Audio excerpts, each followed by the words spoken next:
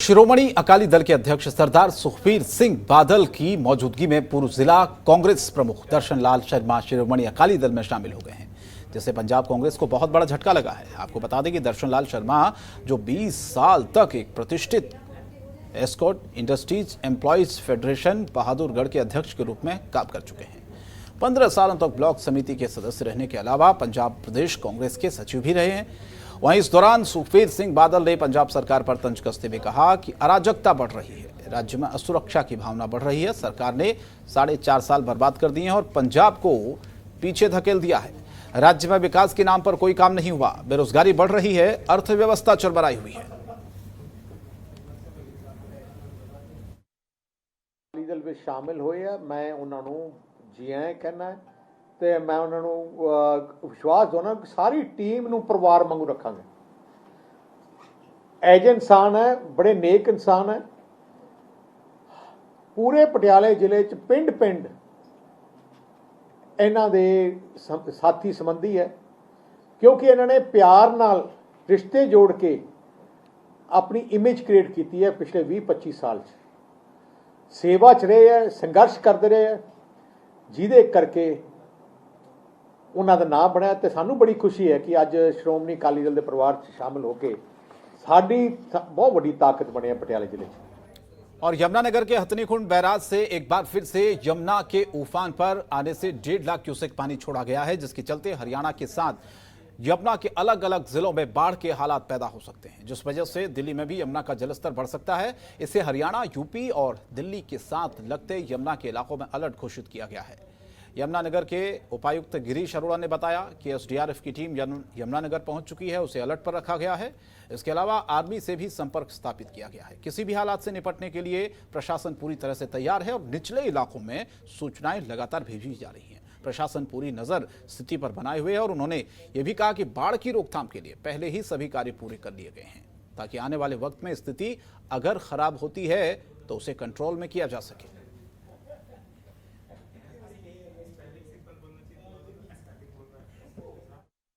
Number भी आ रही हैं। इसके अलावा व्हाट्सएप ग्रुप भी एक्स सरपंच हो गया अब तो एक्स सरपंचों के, नंबरदारों के, चौकीदारों के, जिनमें बीडीओ और तहसीलदार भी जुड़े हुए हैं, वो ग्रुप बनाए गए हैं ताकि कोई भी सूचना का आदान प्रदान ईजिली हो सके और जो लोग यमुना या आसपास रहते हैं उनको भी लोअर लाइंग एरियाज में रहते हैं उनको अलर्ट किया जा सके। जो एसडीआरएफ की टीम है वो हमारे यहाँ आ चुकी है और वो हमने बिलासपुर में ठहराई हुई है और वो अलर्ट मोड पे हैं। और फरीदाबाद में हो रही बारिश की वजह से नीम का जेल में सीवर का गंदा पानी घुस गया है। पानी आने की वजह से जेल में रह रहे कैदियों और पुलिसकर्मियों को दिक्कतों का सामना भी करना पड़ रहा है। ये पानी जेल की कैंटीन तक पहुंच गया है, जिस वजह से अब खाना खाने आ रहे लोगों को परेशानी हो रही है। परेशानी को लेकर पुलिसकर्मियों का ये कहना है कि इसकी शिकायत जेल के सुप्रिंटेंडेंट से कई बार संबंधित विभाग से भी कर चुके हैं, लेकिन इस समस्या का समाधान अभी तक नहीं हुआ है। लोगों का ये कहना है कि जल्दी समस्या का समाधान किया जाए ताकि उनको इस समस्या से निजात मिल सके।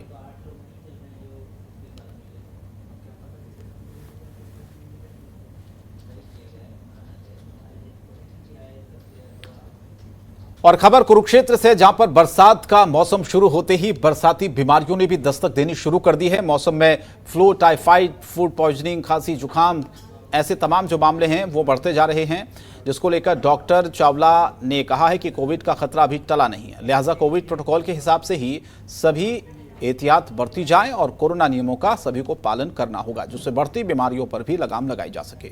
डॉक्टर चावला का यह भी कहना है कि घरों में पीने के पानी को उबालकर ठंडा कर आप लोग पिए और इस मौसम में मक्खी मच्छर बहुत ज़्यादा बढ़ जाते हैं, उस चीज़ का आपको ध्यान रखना है। खाने को ढक के रखना है, सब्जियों फलों को खाने से पहले ज़रूर धोना है। तो डॉक्टर्स भी यही सलाह दे रहे हैं कि आपको इन मौसमी बीमारियों से कैसे बचाव करना है और क्या सावधानियां आप लोगों को बरतनी है।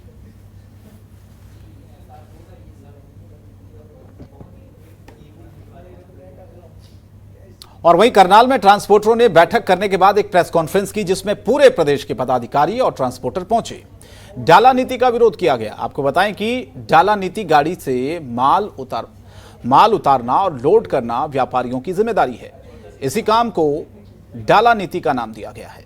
जो भी माल व्यापारी लोड करवाएगा और उतरवाएगा, गाड़ी मालिक उसका खर्च नहीं देगा। वो व्यापारी की जिम्मेदारी होगी, न कि ट्रक मालिक की होगी।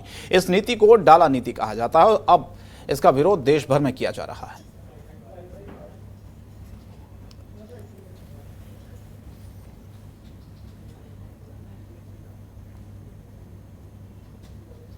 और कुरुक्षेत्र के गांव लोहार माजरा में बरसात से मकान गिरने का एक मामला सामने आया है, जिसकी सूचना मिलते ही तुरंत रहमत का फरिश्ता बन खेल राज्य मंत्री संदीप सिंह पहुंचे और पीड़ित परिवार को 2 लाख की मदद देने की घोषणा की। आपको बता दें कि सुबह बारिश की वजह से एक रिक्शा चालक का घर गिर गया था, जहां इस हादसे में परिवार के 3 लोग घायल हो गए थे, जिन्हें इलाज के लिए अस्पताल में भर्ती कराया गया है।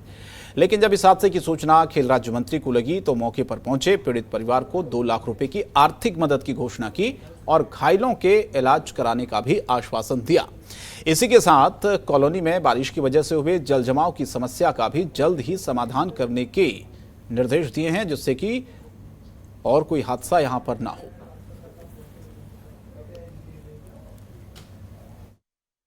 माजरे में डेरा है, इसमें बहुत ही दर्दनाक घटना हुई है सुबह, और इसमें अपनी तरफ से निजी कोष से मैं इन परिवार को 2 लाख रुपए दे रहा हूँ, और साथ ही में इनके इलाज के लिए कुरुक्षेत्र में बात होती है, कुछ भी दिक्कत आएगी उसके लिए भी मैं तैयार हूँ, और मैं आशा करता हूँ कि ये बड़ी जल्दी स्वस्थ हों और अपने परिवार में वापस। और सिरसा में बहने वाली जीबे असम नहर में अवैध रूप से पाइप लगाकर और जमीन में बोरवेल करने की शिकायत विभाग को मिल रही थी। इन शिकायतों के बाद हरकत में आए नहरी विभाग के अधिकारियों ने कार्रवाई करते हुए छापेमारी की, जिसमें 6 किसानों के खिलाफ कार्रवाई की गई। नहरी विभाग के अधीक्षक अभियंता आत्माराम भांबू ने यह बताया है कि गोतड़ से खरिया के पास जीबीएमएस नहर में अवैध रूप से पाइप लगाए जाने की शिकायतें मिल रही थी, जिसके बाद विभाग की ओर से 6 किसानों के खिलाफ कार्रवाई हुई है। ये तो नहर पे कंप्लेंट आती रहती है, कुछ लोग डायरेक्ट पानी इंजेक्ट करते हैं ज़मीन के अंदर, उन लोगों को रोकते हैं, या कोई कहीं थेफ्ट की आ जाती है तो वो टाइम टू टाइम कार्रवाई होती रहती है। उनके अगेंस्ट कोई गलती करते हैं या कोई थेफ्ट करता है या कोई डायरेक्ट पानी इंजेक्ट करने की कोशिश करता है तो उनके खिलाफ विभागीय कार्रवाई की जाती है। इस तहत ही रानिया में भी कुछ हमारे हुई होंगी या चौकटा साइड में भी ये रूटीन की कार्रवाई है, ये कार्रवाई चलती रहती है।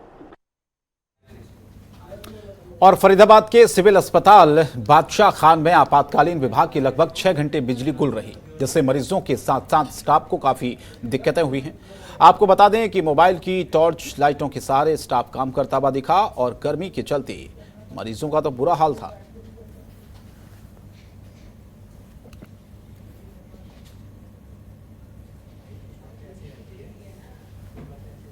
और फरीदाबाद में वन विभाग और पीएलपीए नाइफाइट एरिया के अंदर बने फार्म हाउस और शिक्षण संस्थानों पर तोड़फोड़ की कार्रवाई होगी। इसको लेकर जिला प्रशासन ने प्रेस कॉन्फ्रेंस कर जानकारी दी। आपको ये बता दें कि 500 हेक्टेयर जमीन पर बने अवैध फार्म हाउस और बड़े शिक्षण संस्थान के खिलाफ जिला प्रशासन ने नोटिस जारी कर दिया, जहां पर सुप्रीम कोर्ट के आदेश पर 4 सप्ताह के भीतर अवैध निर्माण को ध्वस्त करने के आदेश हैं, जिसके बाद अब जिला प्रशासन पूरी तरह से हरकत में है।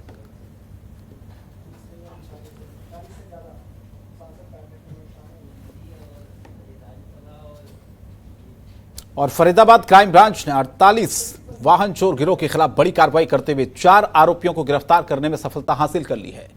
क्राइम ब्रांच की टीम ने आरोपियों के कब्जे से 12 मोटरसाइकिल, 8 मोबाइल फोन बरामद कर लिए हैं। चारों आरोपियों को अदालत में पेश कर जेल भेजा गया है। बाकी आरोपियों की तलाश भी की जा रही है।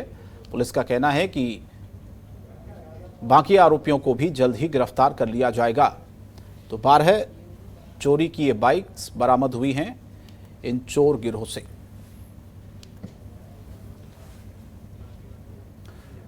और करनाल के ज्योति नगर में 2 साल से बंद एक व्यक्ति को सामाजिक संस्थाओं और पुलिस ने पड़ोसियों की मदद से बाहर निकाला, जिसके बाद युवक को इलाज के लिए अस्पताल में भर्ती कराया। लोगों का कहना है कि माता पिता के देहांत के बाद युवक एक कमरे में कैद हो गया था। इस कमरे में सूरज तक की रोशनी नहीं पहुंची थी, लेकिन हैरान करने वाली बात तो यह है कि युवक 2 साल से एक ही कमरे में कैद है। परिवार के दूसरे लोगों ने भी इस युवक का हालचाल जानने की कोशिश नहीं की, जिसके बाद इसकी सूचना स्थानीय लोगों ने सामाजिक संस्थाओं को दी। संस्था के लोगों ने पुलिस की मदद से युवक को अस्पताल में भर्ती कराया।